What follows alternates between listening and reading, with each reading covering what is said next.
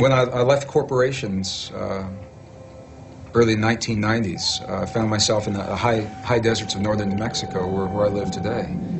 A beautiful part of the world. And during that time, it was one of the worst droughts in recorded history in the American desert Southwest.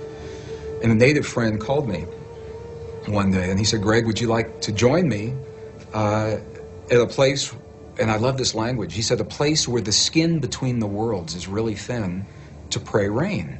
And he didn't have to ask me twice. I said, "You bet." So we met at an agreed location. We hiked 135,000 acres of the most beautiful high desert sage. We came to a stone circle that had been there for so long, he didn't even know who had placed the stones there before him. And I wasn't prepared for what I saw, because my friend David took his old work shoes off. He put his naked feet inside of this circle. And he closed his eyes, and the first thing he did was he honored all of his ancestors. He literally said the words. He said, all of my ancestors are with me now, or with me now. About 20 seconds later, he looked at me and I said, "I'm hungry. You want to go get a bite to eat?" And I said, well, sure, but I said, "I thought you were going to pray for rain." And he looked at me and he said, "No."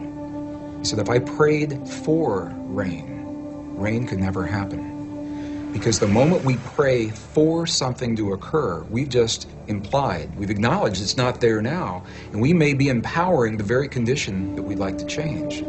And I said, "If you didn't just pray for rain in those 20 seconds, what did you do?"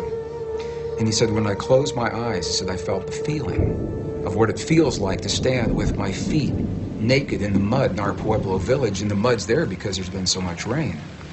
And he said, "I smelled the smells of what it smells like when the rain falls off the earthen walls of our Pueblo village. And I felt the feeling of what it feels like to run through the fields of corn, and the corn is there and it's so high because there's been so much rain." He said, "I gave thanks of gratitude and appreciation for the rain that's already happened."